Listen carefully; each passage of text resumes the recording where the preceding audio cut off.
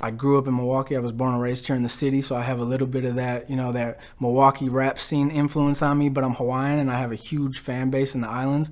So I think I've always been around like reggae and, melodies and that islands vibe.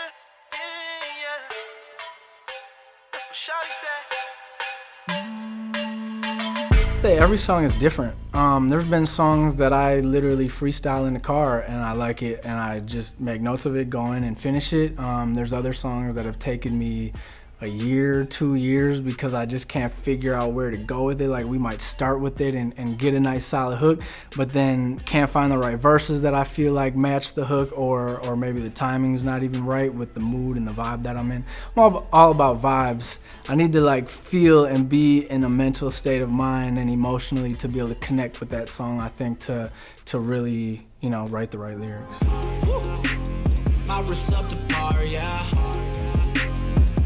When I first started, I used to be the guy that thought I knew everything and thought I could do everything myself. And you slowly realize that it doesn't really work like that. It's much easier when you have a bunch of people that are all very smart at what they do and can help, and it doesn't drain you so much. So I can spend my energy trying to be an artist and being creative instead of having to figure out my ads and running campaigns and, just all the little stuff that you might not have time to do all the time. So I got a big team. Biebs over here. Been rocking with that guy since like 2012. He was managing me, he was doing a lot of things, investing, he was helping me on a creative level. I mean, he did a lot. And then we brought Philly on board, so I have his help as well on the creative side and just as general business advice and consultation, and just he's a smart guy, so he knows a lot of stuff about what's going on in the industry. Everybody at M43 Records, Steve, Tim, Tom, Nick, those guys have been amazing. I've started to develop a really good relationship with Tom and Nick, who basically kind of oversee the label. And I value their opinion a lot. They're very smart. My guy B. Scott, who is now my roommate, he was shopping a song to Ray Shremmerd called Up to Par. And I remember hearing it and I called him, I'm like, hey, if they don't take that record, let me get that record. So long story short, they didn't take it, he gave it to me. He came down here to help me finish it. We wrote my verses, recorded it, and I brought him out at Summerfest, like 4,000 people, 5,000 people, and he never left. Shout out to DJ GA, my DJ. He's been DJing a lot of my shows, and he's also a radio personality for Kiss FM, so he always keeps me locked down. He's playing all my music on Kiss every day. And JB too is somebody I should mention. He's been rocking with me since 2012, maybe even before that, and he actually just made a edit to the new song, I Love It, high energy, hype edit for the song. And yeah, I do a lot of work with him too, so. And my girlfriend, yeah. She keeps it all together. Yeah, I would say my life definitely took a change for the better. It was the best thing I ever decided to do is, getting back together with her. It's been amazing, it's been refreshing, and she definitely, keeps us grounded and keeps things put together, and my mind is moving a million times a minute, so I'm always all over the place, and she's like, oh, you forgot your laptop, or oh, you forgot your charger, so yeah, without her, I don't know where I would be. I said, Rose, you know that I want you. When you're spiraling down, one, you can't be afraid to ask for help.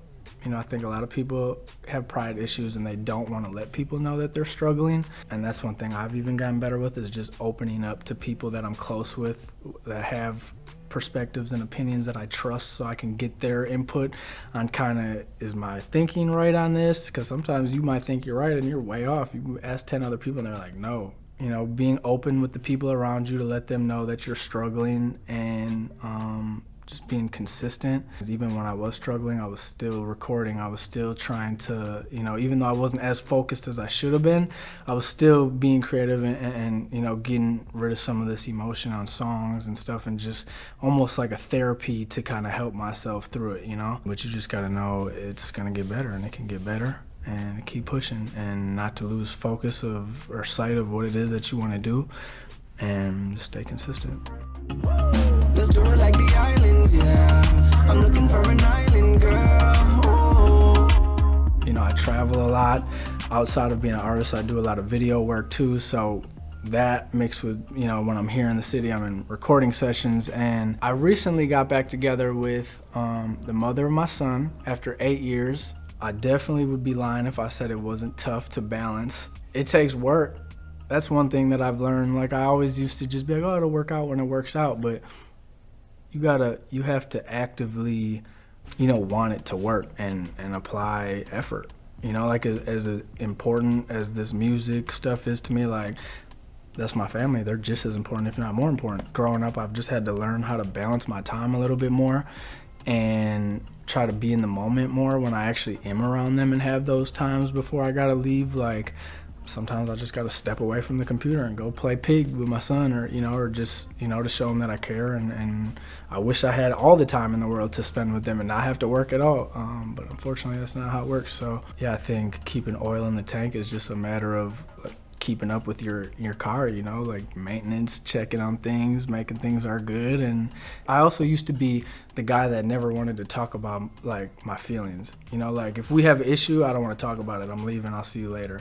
And then it would just kind of like boil deep inside, and then it would spill back up in other arguments. So I think another thing that I learned too is just I like to work things out. I like to talk through things. I like to come to some sort of agreement so we have some closure, so we know moving forward, you know, like, we're on the same page.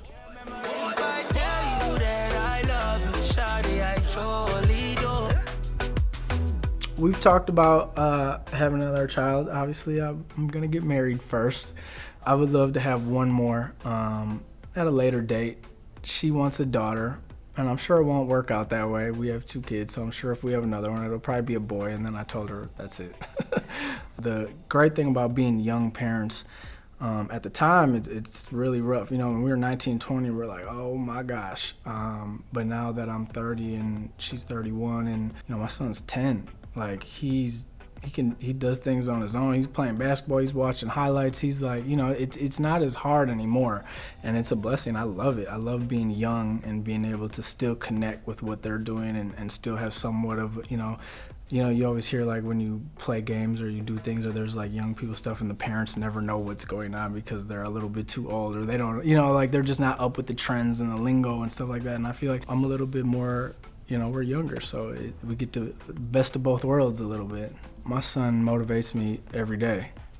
Just seeing his energy and his drive and, you know, his motivation to do what he does. I hope that it pays off, and I think he believes that it will, and that's why he allows me to do what I do, and I have a good support system. So yeah, it's tough, but we make it work.